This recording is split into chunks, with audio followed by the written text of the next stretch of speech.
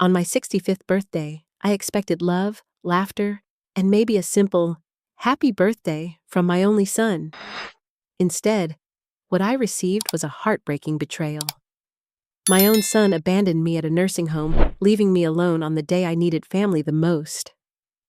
I sat there in silence, surrounded by strangers, wondering how the boy I raised with all my love could treat me like a burden. But life has strange ways of turning pain into power. Just 1 week later, everything changed. I held the winning lottery ticket that would make me a millionaire. I was never a rich man, but I always believed love was more valuable than money.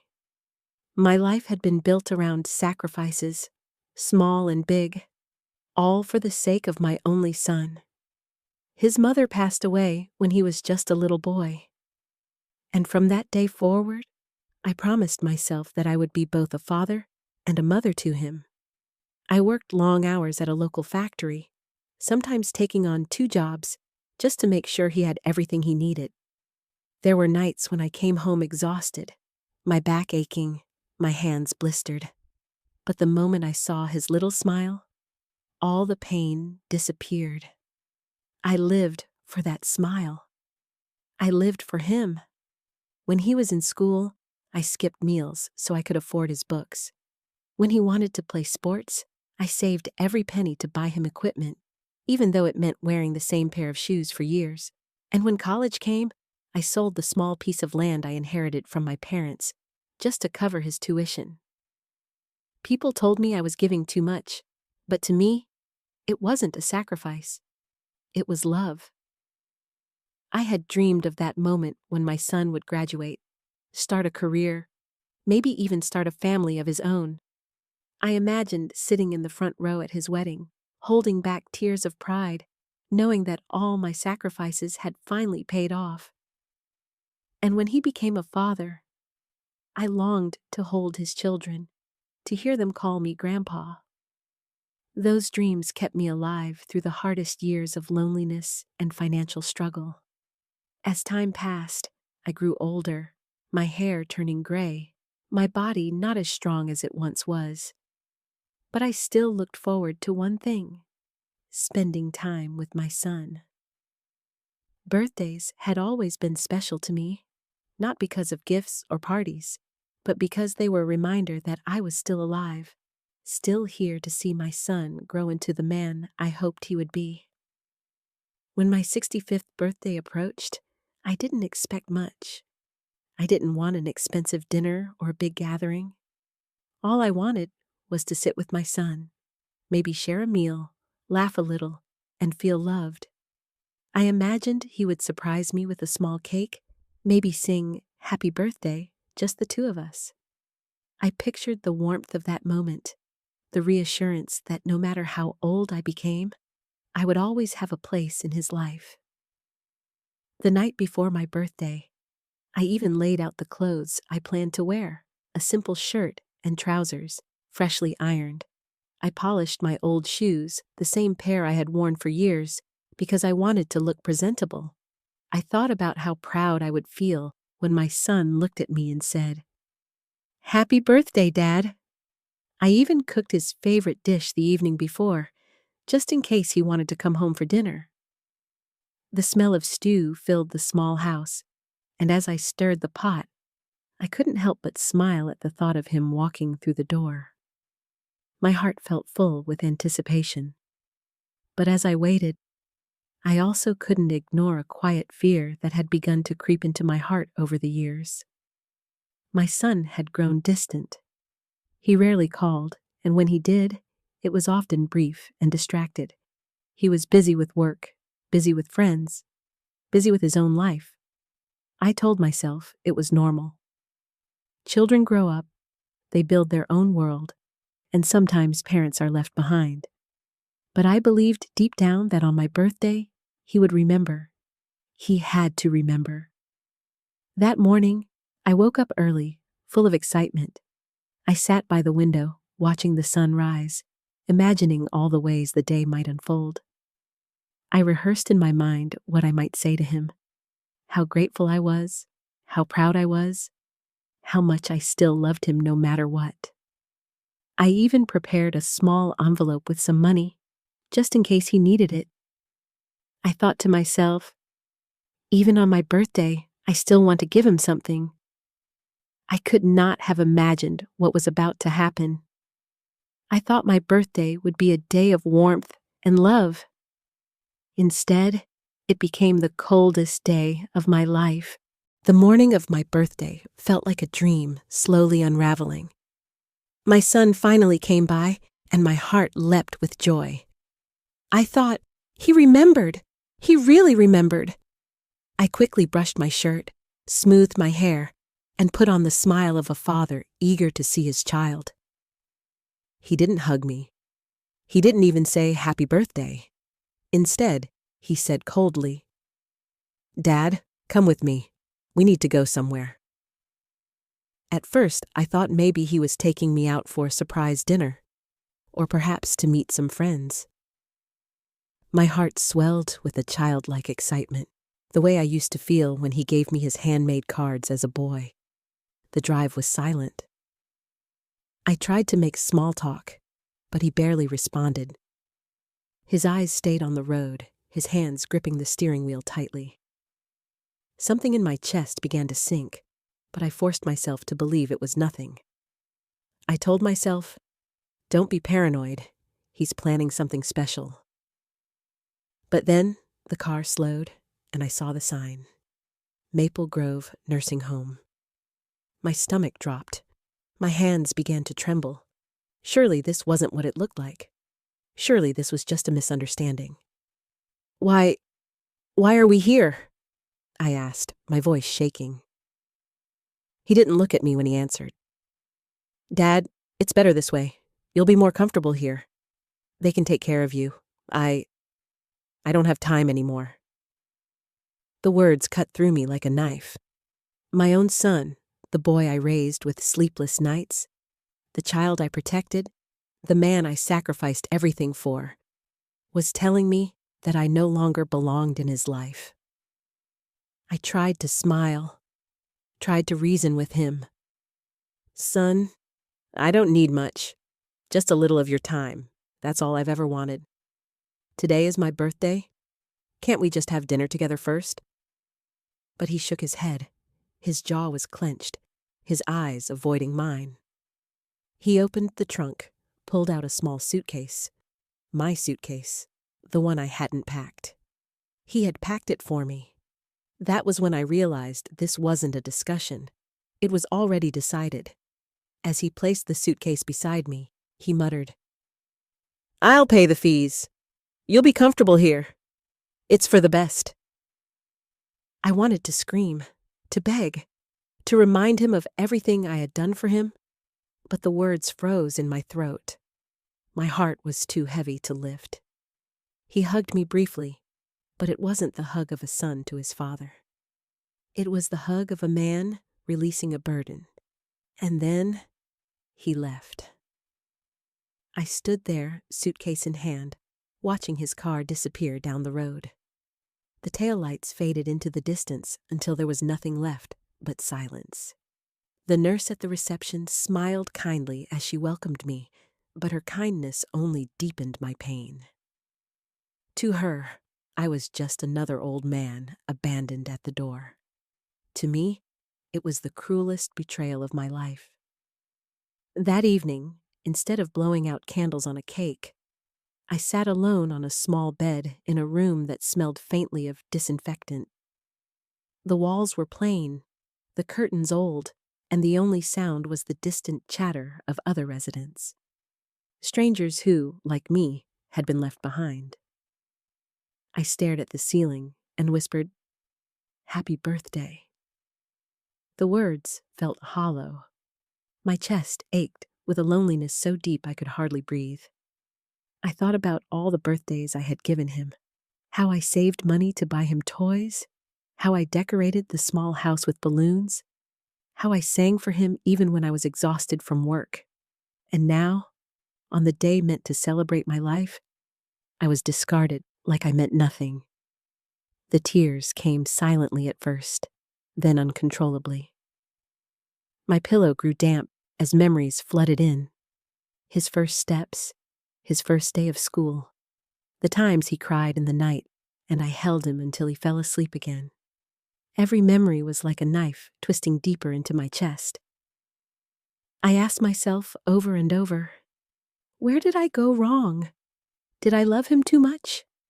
Did I make him too comfortable? Or did I fail as a father somehow? The hours crawled by, each one heavier than the last. I felt invisible, unwanted, erased from the life I had devoted everything to building. At one point, I heard laughter echoing from the common room. Other families had come to visit their parents, bringing flowers, balloons, and cake. I saw through the cracked door an old woman blowing out candles with her grandchildren cheering around her. For a moment, I imagined myself in her place, my son smiling beside me, saying, "Happy birthday, Dad." But the vision vanished as quickly as it appeared, replaced by the crushing reality that I was alone. That night, as I closed my eyes, I made peace with one thing. My son had abandoned me. No matter what excuses he gave, no matter what promises he might make later, the truth was clear. I was no longer his father in his eyes. I was just an extra burden, a mouth to feed, a responsibility he didn't want. And yet, even in the midst of that despair, a tiny ember of hope flickered inside me. I didn't know why. Maybe it was stubbornness. Maybe it was the refusal to let this be the end of my story. But deep down, something told me, life isn't finished with you yet. Little did I know. That whisper of hope was right, because just 1 week later, everything would change in the most unimaginable way. The days after my son left me at the nursing home passed slowly, each hour stretching into eternity. At first, I thought maybe it was temporary, that he would come back the next day to check on me, maybe even take me home. But the days turned into nights, and the nights into mornings, and he never came. The nursing home wasn't cruel, but it wasn't home either. The staff were polite, the rooms were clean, and the meals were edible, yet everything felt painfully hollow. It wasn't the walls or the bed that hurt me. It was the emptiness. A building filled with forgotten parents, each one carrying their own quiet heartbreak. I watched the others closely. Some residents had visitors, children and grandchildren who came every weekend, bringing flowers and small cakes, sitting by their bedside with warm smiles. I would hear their laughter echoing down the hallways, and for a moment, it was almost comforting. But then, the laughter would fade, and I was left with silence again. I began to envy them, not because of the gifts or the attention, but because someone still cared enough to show up. Someone still remembered that they existed. Every time the phone rang at the reception desk, I secretly hoped it was for me. I imagined hearing my son's voice on the other end, saying, "Dad, I'm sorry. Let me take you home." But the calls were always for someone else, never me. I thought about my house, the one where every corner carried memories of raising him, the kitchen where I taught him how to crack an egg without breaking the yolk, the small living room where we sat together watching cartoons when he was little, the old backyard where he learned to ride his bicycle, his face beaming with pride. Now all of it stood empty, while I sat here surrounded by strangers. At night, sleep rarely came easily. I lay awake staring at the cracks in the ceiling, asking myself endless questions. Was I really such a burden? Did my love suffocate him? Did I fail as a father? The questions echoed in my head louder than the ticking clock. Sometimes I replayed the moment he left me at the nursing home. His eyes, cold, determined, avoiding mine, haunted me. That look said everything. You don't belong in my life anymore. It was worse than words. There were days when despair threatened to swallow me whole. Meals tasted like cardboard. Conversations felt forced, and I withdrew deeper into myself. I began to wonder if this was how my life would end, not in the comfort of family, but in a sterile room, waiting for time to run out. One afternoon, I sat in the common lounge, watching the rain drizzle down the window pane. A group of children had come to visit their grandmother. They hugged her, kissed her, laughed with her. I tried to look away, but the sight pierced my heart like a blade. I remembered my own son at that age, running into my arms after school, shouting, "Dad!" His small hands clinging to my neck, his laughter filling the house. Where had that little boy gone? When had he turned into a man who saw me as nothing more than an inconvenience? The pain wasn't just loneliness, it was betrayal. I had given him my youth, my energy, my every dream. I gave up traveling, friendships, even opportunities for love, all so he would never feel the absence of a parent. And yet, when my body grew old and weary, when I needed him most, he discarded me as if I were an expired object. There is a kind of grief that comes not from death, but from being erased while still alive. That was the grief I carried. But even amidst the ache, I noticed something. I was not alone in this suffering. The nursing home was filled with fathers and mothers like me, abandoned, forgotten, left behind. Each had their own story, their own heartbreak. In the dining hall, we exchanged polite smiles, but behind those smiles lay the same silent wound. Betrayal by the very children we had once carried in our arms. One evening, I struck up a conversation with a man named George. He told me his daughter had left him here after promising to take him on a trip. Another woman, Margaret, shared that her sons only visited on holidays, and even then, only to check if she had updated her will. Listening to them, I realized my pain was not unique. It was the story of countless parents around the world, universal, timeless, and unbearably tragic. Still, knowing I wasn't alone didn't ease the ache. Nights were the hardest. The silence pressed down on me like a heavy blanket, and memories flooded in with merciless clarity. I saw the sacrifices I made, working double shifts, missing meals, selling the land my parents left me, just to make sure my son had the life I never did. And now, that very son had decided I no longer deserved a place in his. The worst moment came on the Sunday after my birthday. Families crowded the lounge, hugging, laughing, sharing cakes. I sat in the corner, pretending to read a newspaper I couldn't focus on. No one came for me, no one called. I was invisible, a shadow among the living. That night, I broke. I cried harder than I had in years, the kind of cry that comes from deep within, shaking your whole body. I buried my face in the pillow so no one would hear, whispering over and over, "Why, son? Why?" But life is strange.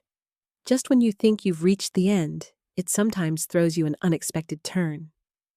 In that pit of despair, I didn't know it yet, but destiny was quietly preparing a twist. A cruel birthday had left me broken, but a single piece of paper, a lottery ticket, would soon change everything. Life at the nursing home soon became a monotonous routine. Breakfast at 7, medications at 9, lunch at noon, a short walk in the garden, then dinner before sunset.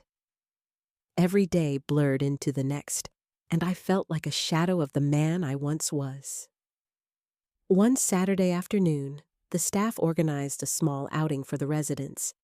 Nothing extravagant, just a trip to the nearby park and convenience store. It was meant to lift our spirits, but for me, it was simply a way to escape the four walls of the nursing home for a few hours. As we walked toward the store, I noticed a bright poster taped to the window. Mega jackpot, $25 million this week. The colorful advertisement seemed almost mocking. Millions of dollars? That kind of dream wasn't for someone like me, a forgotten old man sitting in a nursing home. Still, something inside nudged me. Maybe it was boredom, maybe desperation, or maybe fate itself. When we entered the store, I lingered by the counter. The cashier smiled politely. "Would you like to buy a ticket, sir? The draw is tonight." I almost laughed. What were the chances? But then I thought, what do I have to lose? My son had abandoned me. My life felt empty. Why not buy a small piece of hope? I handed over the last few crumpled bills I had in my wallet and bought a single ticket. Just one. That evening, back in my room, I tossed the ticket onto the nightstand and forgot about it. To me, it was just paper, nothing more. The next day, the common lounge was buzzing. Residents gathered around the television as the winning numbers were announced. I sat nearby, not paying much attention, until George, the man I often played chess with, nudged me. "Hey, don't you have a ticket? Check it." With a shrug, I pulled the crumpled slip from my pocket and began comparing it to the numbers on the screen. The first number matched. My heart skipped. The second matched too. By the time the third and fourth aligned, my hands were shaking. When the final number appeared, I stared in disbelief. It couldn't be real. Every number matched. I blinked, rubbed my eyes, and checked again. The ticket was identical to the winning numbers. I had just won $25 million. For a moment, the room spun. My chest tightened, and I thought I might faint. George grabbed my arm. "My God, you won, didn't you?" I couldn't speak. Tears filled my eyes, but this time, they weren't from sorrow. They were from something I hadn't felt in a long time: hope. The news spread quickly. The staff confirmed it, the officials called, and within hours, my name was tied to the words, "lottery winner." For the first time in years, I wasn't invisible. Reporters came, cameras flashed, and strangers congratulated me. Everyone wanted to shake the hand of the old man who had gone from abandoned to millionaire overnight. Inside, I was overwhelmed. Just days ago, I had been crying into my pillow, believing my life had no meaning. Now, fate had handed me a chance to live again. But beneath the shock and excitement, another thought crept in. The face of my son. What would he do when he found out? Would he come running back, pretending to care? Would he beg for forgiveness? That night, alone in my room, I held the winning ticket in my hands. I whispered to myself, "This isn't just money. This is my freedom. Freedom from loneliness. Freedom from dependence. Freedom from being treated like a burden." For the first time since my birthday, I smiled. A genuine smile, not forced, not broken. A smile of a man who realized life had given him a second chance. Over the next few days, arrangements were made for me to claim the prize. Bankers, lawyers, and officials filled my schedule. I wore the same old shirt and shoes, yet people treated me with a respect I hadn't felt in years. Isn't it strange? The same man, forgotten one week, suddenly valued the next, all because of numbers on a ticket. But as the reality of wealth settled in, I promised myself one thing. I would never let this money poison me the way selfishness had poisoned my son. This blessing wasn't just about riches. It was about dignity. It was proof that even when life breaks you, miracles can still find their way to you. Standing in front of the mirror, holding the check, I whispered, "Happy birthday, old man. You made it." And deep in my heart, I knew this was only the beginning. Because soon, the world, and especially my son, would learn that the father he discarded had risen again, stronger than ever. The news of my lottery win spread faster than wildfire. Within a week, newspapers carried my name under bold headlines. Elderly nursing home resident wins 25 million jackpot. My photo, tired but smiling, was everywhere. Reporters called me the luckiest man alive. But luck was only part of the story. For me, it felt like justice. Life had finally thrown me a rope after leaving me drowning for so long. Then, the inevitable happened. My phone, which had been silent for weeks, began to ring. At first, it was strangers, bankers, charities, distant relatives I hadn't heard from in decades. And then, his name appeared on the screen. My son. For a long moment, I just stared at the glowing letters. My hands trembled, not with excitement, but with something darker: anger, pain, betrayal resurfacing all at once. I let it ring until it stopped. He called again and again. Finally, curiosity, or maybe weakness, made me answer. "Dad?" His voice cracked, almost desperate. I heard about the lottery. I'm so happy for you." Happy for me? Those words felt like poison. Where was his happiness when I sat alone on my birthday? Where was his joy when he abandoned me at the nursing home gates like an unwanted pet? I stayed silent, letting him fumble. "Listen, Dad. I made a mistake. I shouldn't have left you there. I was stressed. Work was overwhelming and I don't know what I was thinking. Please forgive me. I want to see you." Forgive. The word rang hollow. It wasn't forgiveness he wanted. It was access. Access to the millions I now held in my account. Still, I agreed to meet him, not out of hope, but out of curiosity. I wanted to see the man my son had become. We met at a quiet cafe downtown. The moment he saw me, he rushed forward, hugging me tightly as if we had never been apart. To outsiders, it might have looked touching, even beautiful, but I knew better. His hug felt different, forced, hungry, rehearsed. "Dad," he whispered, tears glistening in his eyes. "I've missed you so much. I can't believe I treated you that way. Can we start over?" For a moment, my heart betrayed me. A part of me longed to believe him, to imagine that my son truly regretted what he had done. That maybe, just maybe, he still loved me. But then, the cracks showed. He began asking questions too quickly. "So, what will you do with the money? Have you decided? You know, I could help you manage it. It's a lot of responsibility. You shouldn't handle it alone." There it was, the real reason. His eyes weren't on me. They were on the invisible fortune he thought he could touch. I sipped my coffee slowly, studying him. This was no longer the boy who once clung to my hand at the park, no longer the child who cried when I left for work. This was a man who had let greed rot his soul. "I've already made plans," I said calmly. His smile faltered. "Plans? What kind of plans?" "To ensure I'll never be abandoned again," I replied, meeting his gaze with steady eyes. He shifted uncomfortably, then tried again. "Dad, please. I don't care about the money. I just want us to be a family again." His voice cracked at the end, but I saw through it. His words were a mask, but his eyes betrayed the hunger beneath. I remembered the night of my birthday, standing at the nursing home gate with my suitcase. I remembered whispering "Happy Birthday" to myself in the dark, and I knew, in that moment, that no apology could erase what he had done. "You want us to be a family again?" I said quietly. Family doesn't abandon each other when it's inconvenient. Family doesn't trade love for comfort.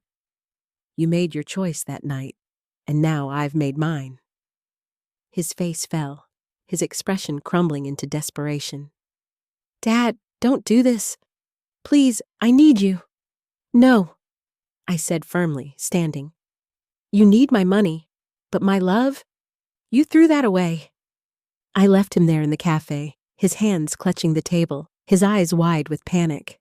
For once, I didn't feel weak. I didn't feel abandoned. I felt strong.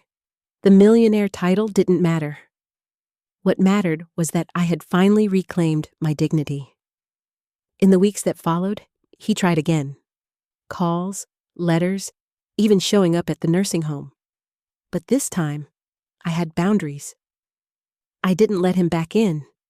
My fortune had revealed his true face, and I couldn't unsee it. And so, the son who abandoned me learned the hardest lesson of all. When you throw away the person who sacrificed everything for you, you might lose not only their love, but also the chance to stand by them when life finally rewards their sacrifices. In the quiet evenings at the nursing home, I often sat by the window, watching the sun dip below the horizon. The golden rays painted the sky in shades of orange and pink, and I thought about how life itself was like that sunset, full of beauty, but fleeting. I had wealth now, more than I had ever dreamed of. But money wasn't what healed me. No, what healed me was perspective. Winning the lottery didn't erase the pain of betrayal, but it gave me the power to decide how I wanted to live the rest of my life. At first, I wrestled with the question everyone asked me. Would I forgive my son? Forgiveness is complicated. People think it means forgetting, erasing the past, pretending the wound never existed. But forgiveness, I realized, is not about giving the offender a free pass. It's about freeing yourself from the chains of anger. So, one evening, I wrote my son a letter. "I don't hate you," I began. "I will always be your father, and a part of me will always love you. But love doesn't mean trust. Love doesn't mean access. You hurt me in a way I cannot ignore. I forgive you, not so that you can feel better, but so that I can find peace." I never sent the letter. It wasn't for him. It was for me. Instead of letting bitterness consume me, I focused on building something meaningful. I donated a portion of my winnings to improve nursing homes across the state. No elderly parent, I decided, should ever feel abandoned or unwanted. I funded programs that created community, music nights, storytelling events, and therapy sessions for seniors who, like me, carried scars of loneliness. The change was visible. I saw old faces light up with joy as they painted, sang, or danced for the first time in years. I realized that in giving back, I had found the family I thought I lost. Because family is not always defined by blood. Sometimes family is the group of souls who stand by you when the world turns its back. One evening, as I sat in the garden surrounded by laughter and chatter, I felt something I hadn't felt in a long time: belonging. My son tried to reach me many more times. Sometimes he came with tears, sometimes with anger, sometimes with promises of change. But each time, I gently told him the same thing. "I hope you find happiness, but I cannot walk that road with you anymore." It wasn't revenge. It wasn't cruelty. It was self-respect. Years ago, I would have done anything to keep him close. I would have bent until I broke. But now, I understood. Being a parent doesn't mean sacrificing yourself endlessly. At some point, you must accept that love without respect is just a cage. The money gave me choices, but the real treasure was clarity. I chose peace. I chose dignity. I chose to spend my final years surrounded by people who saw me not as a burden, nor as a bank account, but as a human being with stories worth telling. And that is the message I want to leave behind. To anyone listening, wealth is not measured by the money in your bank, but by the love in your life. Betrayal can wound you deeply, but it can also teach you strength. And forgiveness doesn't mean letting someone hurt you again. It means choosing your own peace over their poison. I may not have my son at my side, but I have something even greater: freedom from fear, freedom from loneliness, and the power to write my own ending. When I look back now, I don't see the day I was abandoned as the end of my story. I see it as the beginning of a new chapter, one that proved resilience can turn pain into purpose. So yes, my son abandoned me on my birthday. Yes, I cried, I broke, I questioned my worth. But a week later, I became a millionaire. And more importantly, I became the author of my own life again. In the end, my message is simple. Never let betrayal define you. Never let money blind you. And never forget that dignity is the greatest inheritance you can leave behind. As the sun sets on my story, I smile. Not because I won the lottery, but because I finally won myself back.